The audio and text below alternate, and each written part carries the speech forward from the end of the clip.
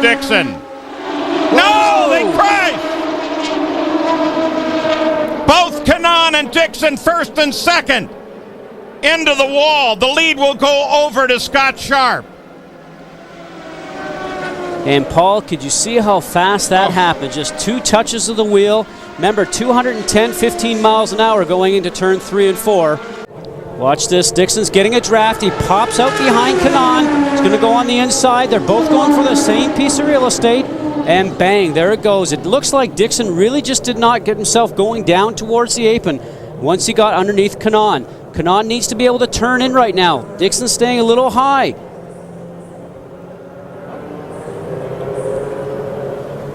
Well, a lot of damage to both of those cars. Be some overtime in the shop. And the caution comes out. A car into the barrier going into the pits.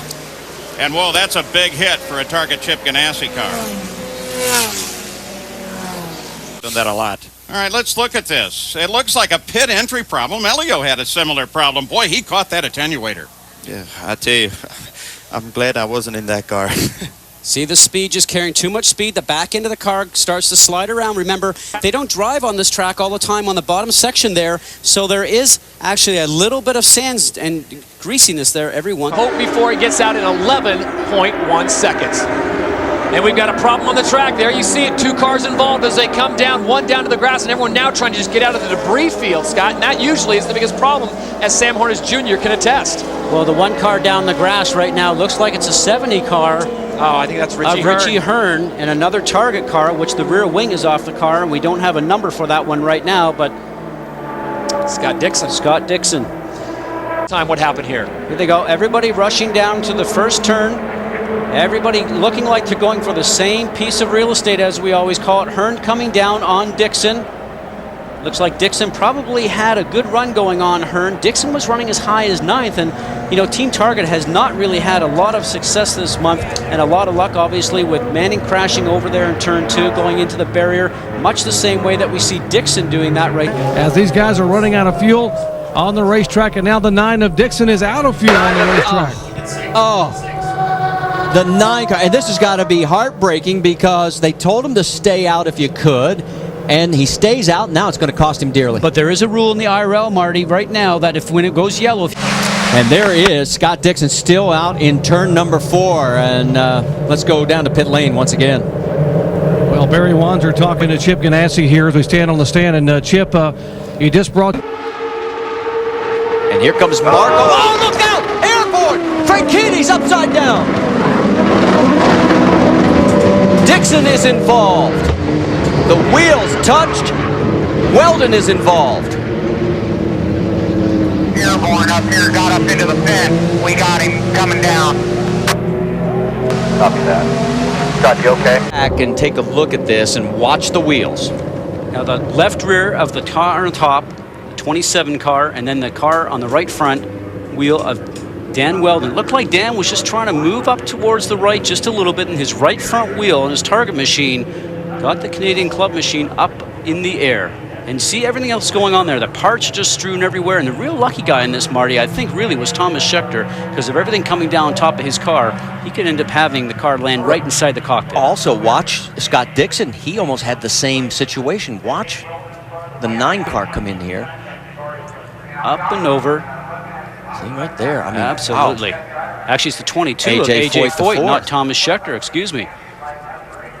I mean, those. We don't need trouble, AJ, and it looks like Scott Dixon was involved, guys. And so is Ryan Briscoe. What is going on today? Boy, just after I finished saying that for Scott Dixon, he just had to get to the end and collect points and take advantage of the other guys that had problems.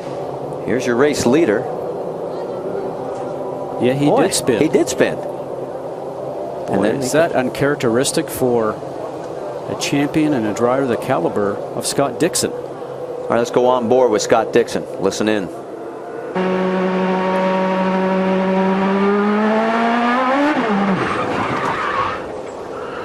Just getting back on the gas.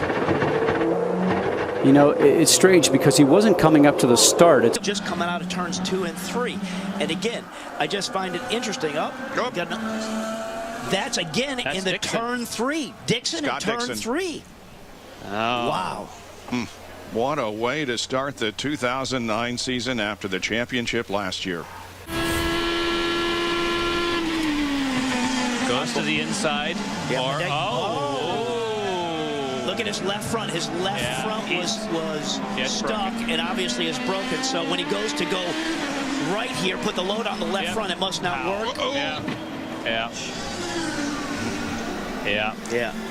That was just a case of car already being broken from prior contact, and right there, there's no way that's going to turn. Yeah, nothing to do with the marbles there at all. The left front was already broke on that contact with Hideki.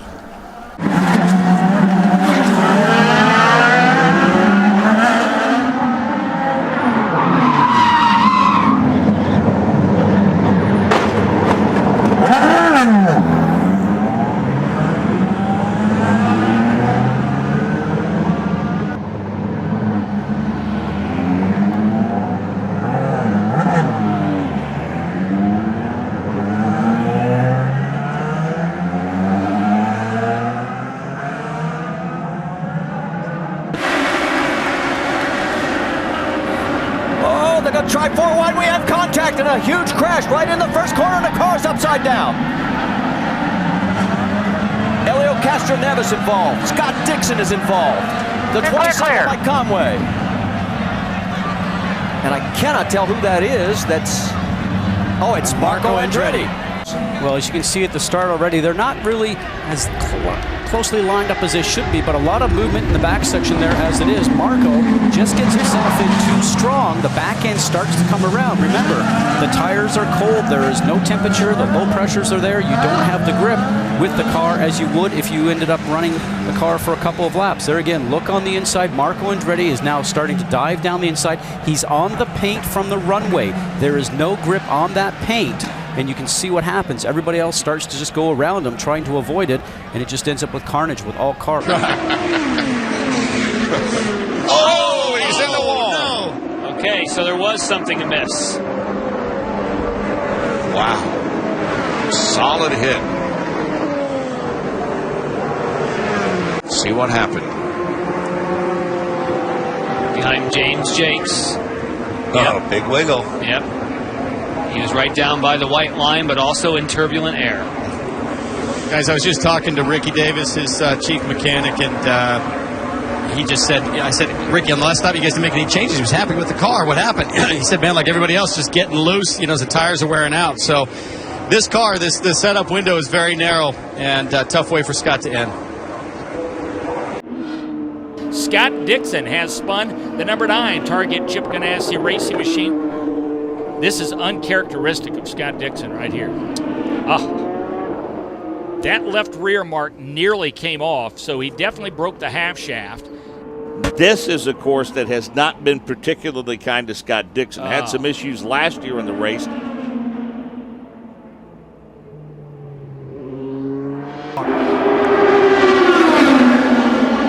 Big one. Oh, get out of the way.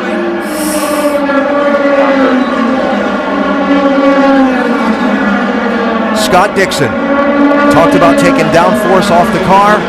Would it be unmanageable? There's the answer. The former winner into the wall hard.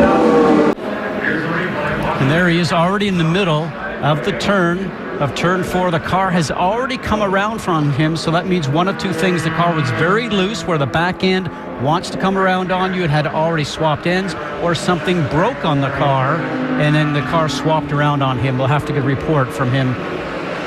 He was sideways very, very early on. And nobody seemed to have hit any of those big pieces of debris, which is great. That's a very strange spin. In what way? But just way so early. Normally that doesn't happen. He started spinning as he turned into turn 4. On board Elio Castroneves. Place to do it.